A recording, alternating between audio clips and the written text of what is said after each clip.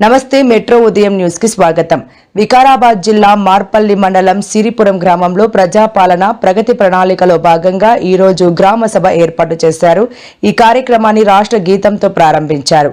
ఈ కార్యక్రమానికి ముఖ్య అతిథిగా డిఈ జితేందర్ రెడ్డి విచ్చేశారు. గ్రామ ఉప సర్పంచ్ దీదని రత్నం అధ్యక్షతన జరిగిన ఈ కార్యక్రమంలో గ్రామంలో ప్రజలు పెద్ద సంఖ్యలో పాల్గొన్నారు. గ్రామ ఉప సర్పంచ్ మాట్లాడుతూ 99 రోజుల కార్యాచరణలో భాగంగా గ్రామంలో చేపట్టిన అభివృద్ధి గురించి తెలిపారు. అభివృద్ధి చేయబోయే పనుల గురించి ప్రజలను అడిగి తెలుసుకున్నారు. ప్రజా పాలన ప్రగతి ప్రణాళికలో భాగంగా గ్రామాభివృద్ధి ప్రథమ ధ్యేయమని తెలిపారు. గ్రామంలో గల సమస్యల గురించి పలువురు తమ తమ అభిప్రాయాలను తెలియజేశారు.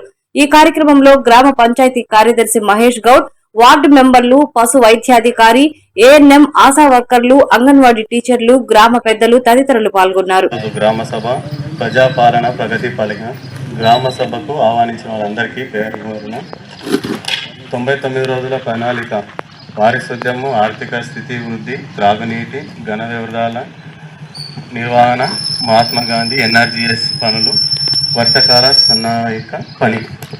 ఈరోజు ఈ సమావేశం హాజరైన వాళ్ళందరికీ ఇన్ని రోజులు 24 నెలలు అయితే